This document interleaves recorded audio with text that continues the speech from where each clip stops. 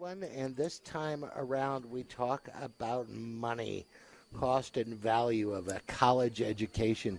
And helping us with that, she is the president of New Jersey City University, which I think you guys turned me down when I was applying out of high school.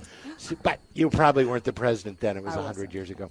That's Sue Henderson. David Boehm is here, too, Senior Vice President, Government Relations and Policy Analyst for the American Association of Community College. Thank you guys for being here. And we've asked Dennis Young to join us, too, because as we talk about money and financing and cost and value of an education, the design of the physical entity goes into part of that, and Dennis can shed some light on that particular subject. Thank you guys for being here. Appreciate it very much. Pleasure. So let's get into this, and as we start with the money, obviously most people don't have enough of it. Sue? So we discovered with our students that it isn't enough. Our families at New Jersey City University, the average income of our families is around $45,000, which means they clearly, even with a state tuition, don't have enough. So we began to look at ways that we could provide institutional support, both from the foundation and our own institutional money, to find funding for these students. And we began something called a debt-free promise. It says if you come in as a freshman, your family income is $60,000 or less, and you fill out your FAFSA form and your state tag form in time, which means we'll get plenty of state aid, federal aid, that we will guarantee that you leave us debt-free. Now, you have to take a full load, and you have to keep it 2.0. And to make sure that they are taking a full load and keeping the 2.0, we really have done a lot of work on the back end to keep them engaged. It was wildly successful. We had allocated a certain amount of money in our budget for that, and we ended up having to find some other money to help us because there were more students out there than we thought of who were very interested in this program. That's outstanding. Are other higher education institutions following suit on that? So what you find is in the state of New York, the Excelsior Scholarship is something along the same lines. The bar is higher. It's $120,000, but it has a lot of caveats around it. And I think there's other places around the country, include the state of Tennessee, which has the free community college program. What we started doing, we did because of the kind of student we serve. But we also know that this is what the future students in the higher education are going to look like. They have a lot of need, and they don't always come highly prepared, either financially or otherwise, to come to college. So we need to make sure that they get educated and out so we can have a good workforce. David, as part of your work is government relations with the American Association of Community Colleges. Do you see funding from that source getting better or not so much? Because we hear about federal cuts, and we have several states that are in dire shape, and they're cutting back. So how is that going to go as we move forward? Well, where we've been and where we're going, of course, are two different things. In terms of the recent history, the federal government has provided increasing amounts of support for the most important student financial aid program, which is the Pell Grant program, and that program was $44,310 10 years ago, and it's now $5,920, the maximum grant. So it's increased substantially, and the number of students who are receiving those Pell Grants has increased substantially as well. Of course, we've seen accompanying that many more students borrowing, and there's a lot of concern about student debt levels, which continue to creep up, and we can talk about indebtedness. However, both the Obama administration and congressional Republicans and Democrats have shown strong bipartisan support for student financial aid over time.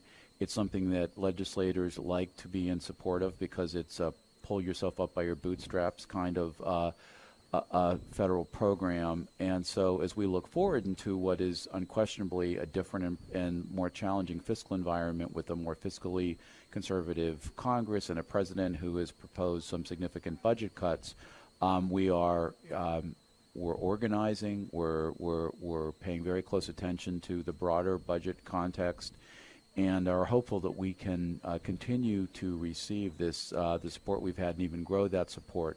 But the growth that I mentioned just a moment ago, looking forward, is going to be a lot more difficult to obtain, and probably most people would say that those kinds of increases aren't too likely to be occurring in the near future.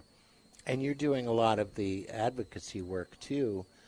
Have the powers that be been fairly receptive lately?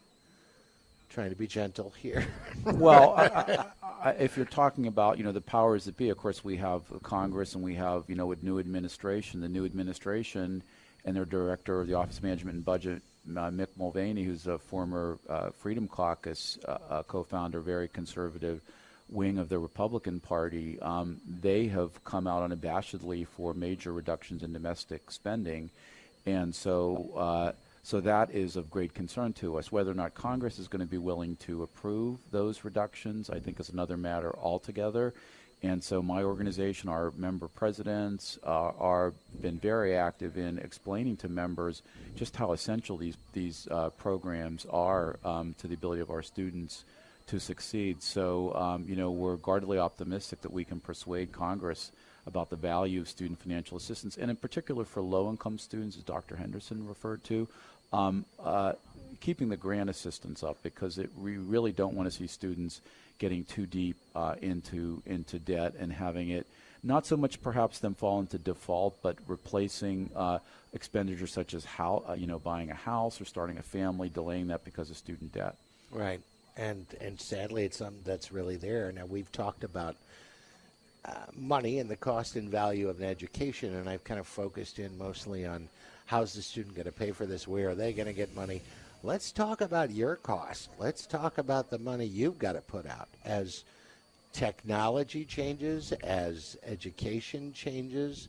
You have to constantly update your curriculum. You have to pay educators to entice them to come to your university.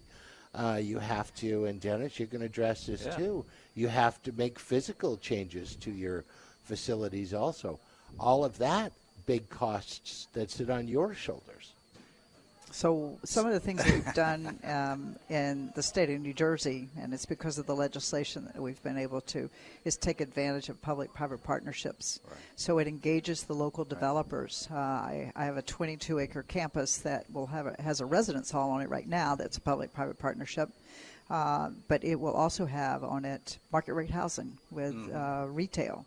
And the benefit to me is that developer will pay me a ground lease for the next 50 years. I will use that ground lease to help pay for an academic building so my students don't. Right, and you got a Burger King right there, and you got a built-in audience that want to come get a hamburger at 10 o'clock at night.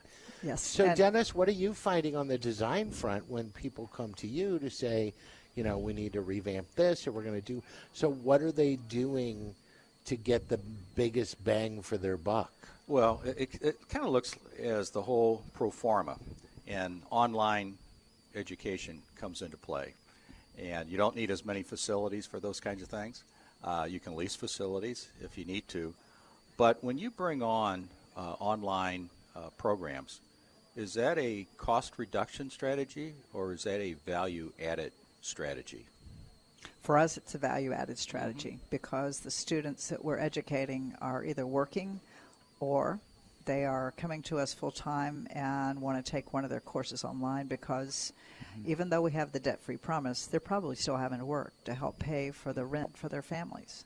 So the online option really helps, I think, students finish their program in a timely manner, and online programs help some working adults get a degree. David, what do you think on community colleges? Do they all have internet connections at home, and do they have a computer? Just about all community colleges offer some distance education, and we were really leaders in that area because of the nature of our student population where so many of our students work. I mean, the evidence in terms of the research is that blended students who take maybe one course online tend to do better in terms of completion than students who are take all their courses on campus. Having said that, students who are distance education only, particularly in the for-profit sector, have had less impressive results for that.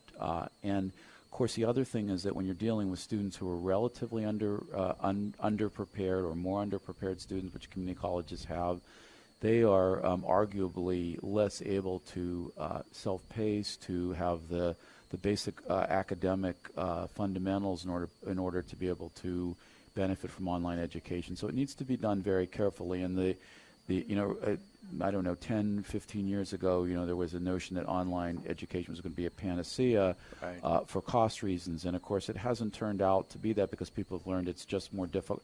It's more difficult and more expensive to do well, and it's not for everybody in all contexts. Back to what I had asked you earlier, Dennis, when people are coming to Intner and they want to expand, or they need to, keep up with the changing education, what are they doing, and what are they saying? Hey, can you do this for me without doing that for me? Because you've done this for a long time. How has that changed, and how do you make that affordable? Well, kind of 2 points, and I'd like for you both to comment on it. One is colleges are having to compete with other colleges. So they're always trying to up the ante, if you will, and some have the financial resources to do that with their facilities, and others don't have that as much. But the second is that students learn today in a lot of different ways. Sometimes they're not on campus. They could be combining online programs with some courses that they do take on campus. And they design that curriculum, that pathway for them to meet their own needs, whether it's job related or family related. And it all affects facilities somehow. And it changes almost annually with a new group of students. So what do you see is the right answer? I know it's different on every campus. So one of the things that we are finding, the trend in student learning, is the need, and this is employers are saying this, we need for our students, your graduates, when they leave us, to be able to work in teams, be able to communicate effectively, think critically, have quantitative reasoning, all those things. But as important is the ability to work with each other, do teamwork. And that requires the spaces on campus, especially for commuter students, that they can go with their team and get work done. So the library of today doesn't look like the library of 20 years ago. And I'm grateful on my own campus that I have a fabulous librarian. I was going to say, you need to remind the librarian that there's been a great change. Guy. Did they still shush everybody? No, no. And that was one of the things he embraced, that and the concept of it's okay to have a covered drink. There you go. In the library. Just a little bit of change of way you think. I had the opportunity to visit University of Texas San Antonio a couple of years ago, and what that librarian had done there is take a floor or intersperse it throughout the building of places where there were whiteboards and hookup places, and they gave the students the markers and the thing, and they said, have at it. We want you to keep the space clean, but this is a place for you to work with your teams, which was fabulous.